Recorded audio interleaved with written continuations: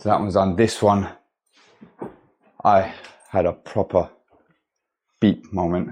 Putting the floorboards down, what do? I put a screw right there. And what's there? My heating pipe is there. Right at the end, last floorboard, screwed through it. So I had to drain it down and press the coupling. This is where press comes in so handy.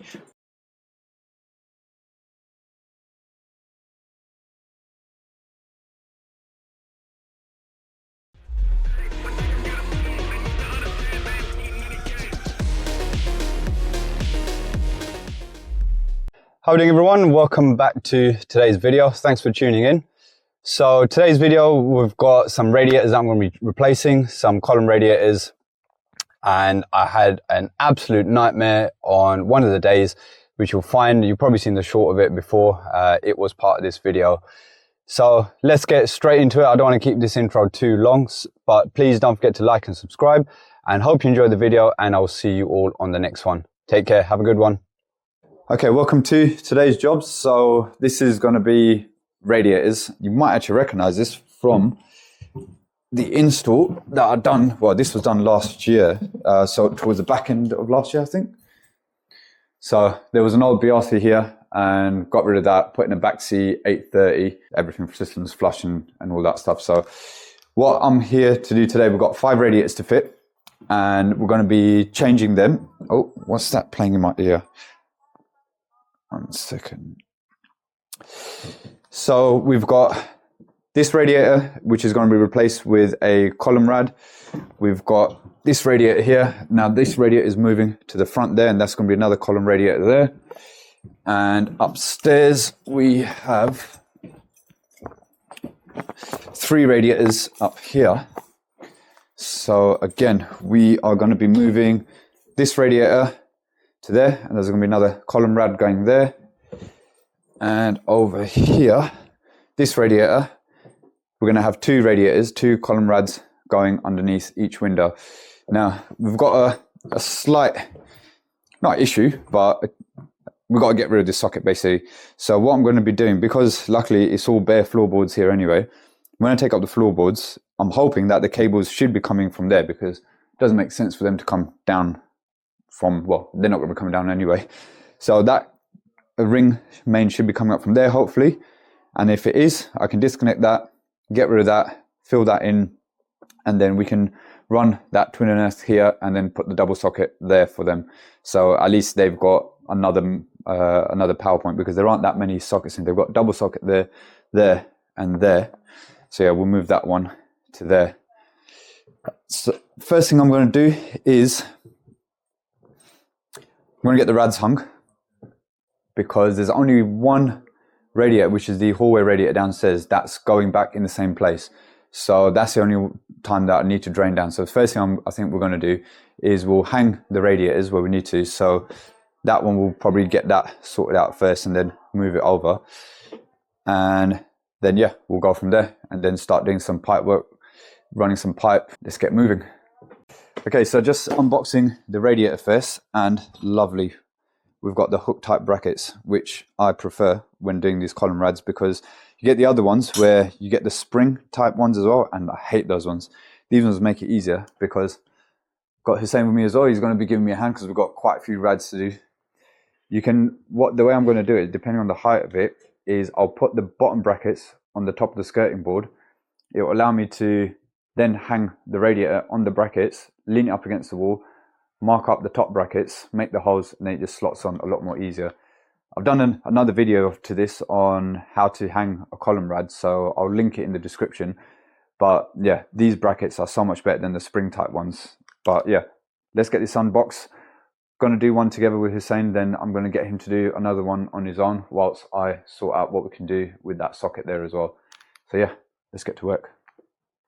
Okay, so we've got the first radiator unboxed. Now, it's very important to note how your radiator is going to be orientated, because some of them, they're bi-directional. You can have them upside down, back to front, left to right. However, this one is good because it tells us what's what.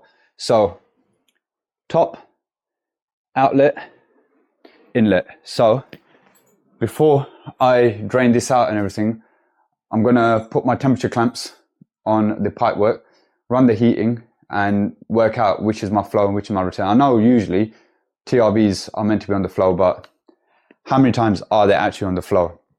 Because TRVs are bidirectional now, most of the time it doesn't matter. But for this radiator, we need to know which is the flow and which is the return. So I'll run the heating, I'll get my temperature clamps on there so we know which is which. But it's not going to affect us hanging the rad, because we can get all that hung on there. Just measured it, it fits perfectly by putting the brackets on the top of the skirting there, and then the top of the radiator just sits under the windowsill, so it's going to be a nice snug fit there. And also it tells you here back, so we know which way around to put the radiator. So it's literally, this is it, it's going to go that way, same there, and then same everywhere else as well. So I just wanted to make a point of that. When you're fitting column radiators, designer radiators, check the instructions, or if they've got stickers on them, easy. Some of them, they don't have stickers on them. I've fitted some where they don't even come with instructions. I fitted it and it had a baffle in it, and I had to then drain it out, flip it around, and all that palaver. So save yourself that long hassle, spend a bit of time and just work out which way around the radiator goes, and then we can get to work. So let's start hanging this first rad.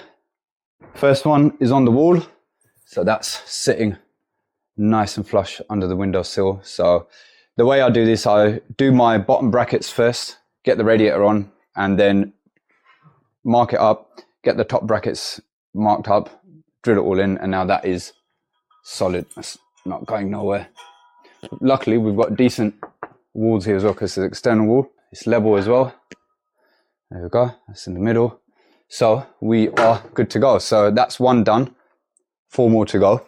I'm going to give Hussein a hand with the one in the other room, and then I'm going to probably maybe cut up some floorboards here and see what I can do about moving that socket there. So yeah, let's crack on. Rad 1 done. Rad number 2 done. It's nice and level, but for this one we did have to cut the skirting off. Customer was happy for us to do that because the height of the rad, well, you can see, I don't need to explain it, we wouldn't be able to get the brackets on top of the skirting. It would have then been too high up there. So cut the skirting off, and I didn't want to drop the brackets any lower, because the wall just becomes crumbly the lower it gets. So that's done. Now gonna take a little break for lunch and then decide which one to do next. I reckon whilst we're upstairs, I might just start cutting this floor up afterwards, see what we can do about that socket, get that radiator hung on there, and then we can focus on downstairs. All right, I'm done for the day. I didn't really film much. I didn't film me hanging the rads and stuff, because you know what it is to hang rads. So you saw that one got on the wall.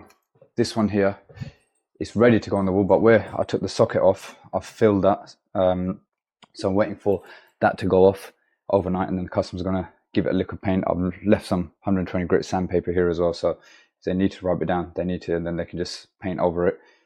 Pull the wires out there, so I've just wiggled them. They don't know where they want to put a socket yet, so they've asked me to just leave that as it is, which is fine.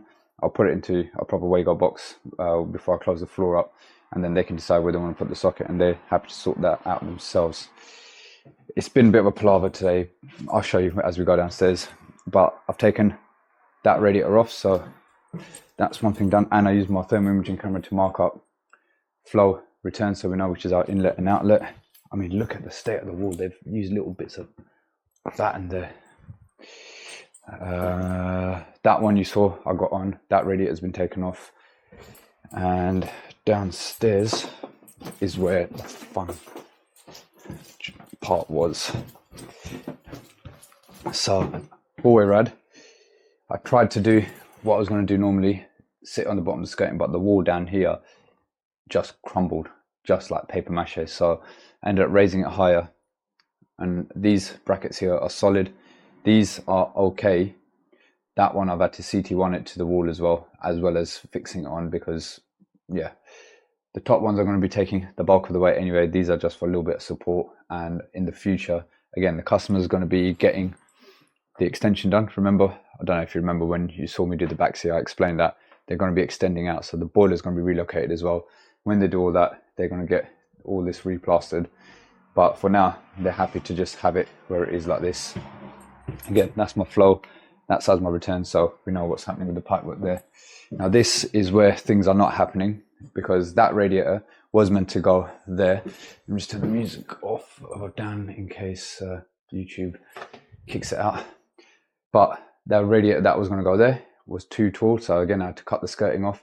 Where I took the skirting out, there was literally just hollow behind there, and then the brickwork, so there was nothing for me to get my bracket on. So I've called in V, and he's going to come one day next week and basically cut that out properly, dot and dab it, plasterboard it, fill it, custom will paint it, then I'll come back and fit that one radiator. But what I will do whilst I'm doing all these other rads is I'll still get the flooring up here, run 2 lengths of 15mm here, so that at least we know that the pipe works there. And then later on, when I do come back to do this radiator, I only have to take up probably a bit of floorboard there, bit of floorboard there, link onto those, take that radiator off, fit the new radiator there.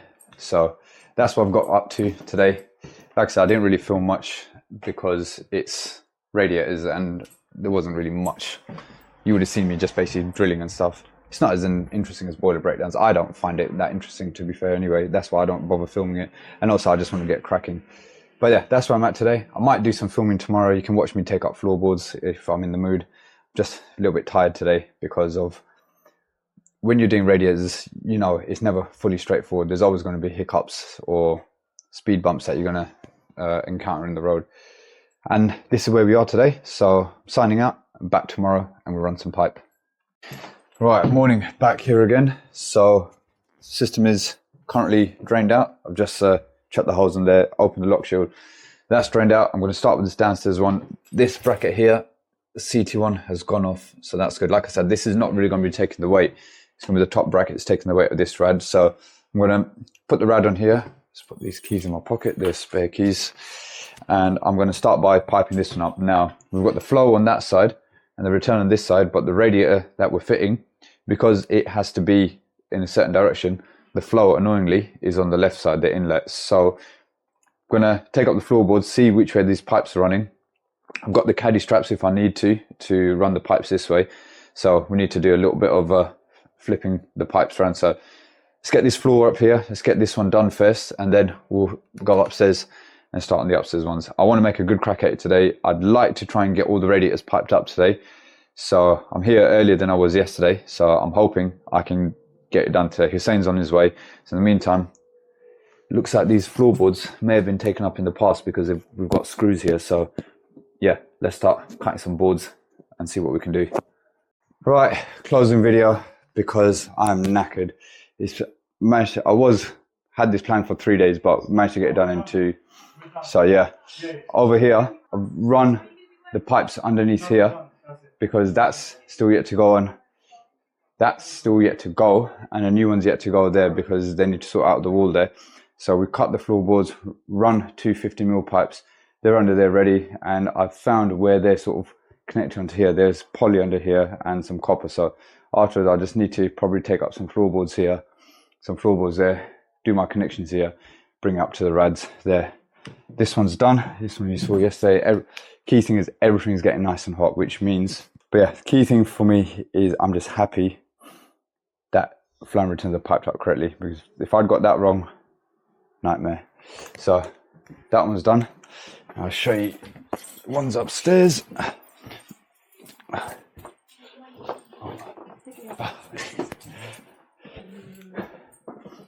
So that one's done. This one, I had a proper beep moment. Putting the floorboards down, what do? I put a screw right there. And what's there? My heating pipe is there. Right at the end, last floorboard, screwed through it. So I had to drain it down and press the cup. This is where press comes in so handy. Water in the pipes, no problem. Here, we basically cut up all these floorboards. I put those caddy straps underneath here, and I've literally got a 3 meter length of pipe going there to under there, and it's connected up in there. Then here, we've got that, and the socket that was behind there.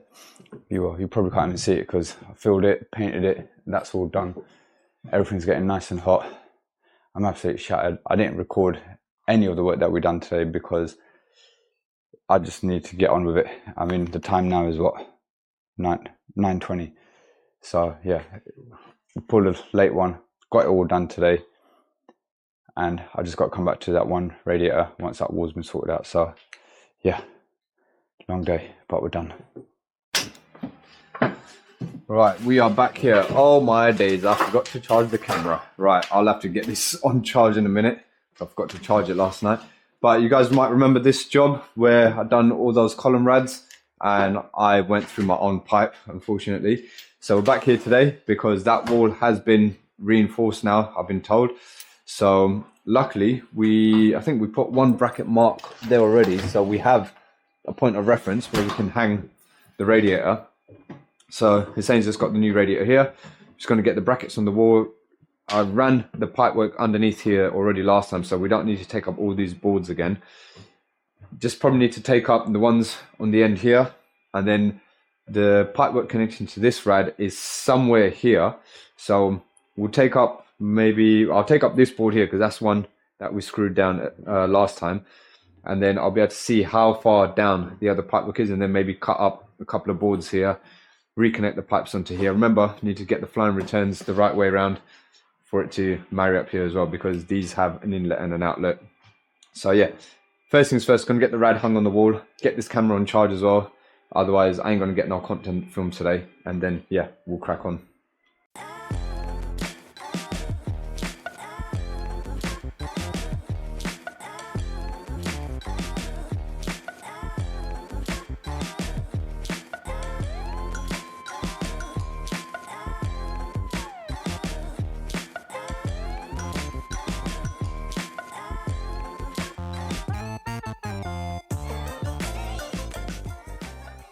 Well, I hope you enjoyed that little time lapse. So yeah, the rad's on the wall, it's nice and level. Now we're just gonna take a little break for lunch. Luckily my van is right there. And then we can make the holes under the floorboards, connect up to the pipework that's already under here. And then once that side's connected, we can shift this stuff over to this side, take up the boards here, remove that rad, pick up the pipes under here, connect it onto here, fill it up, test it, and hopefully it shouldn't be too long of a job today. But I always say that, we never know. Let's just crack on and see how we get on, but lunchtime first.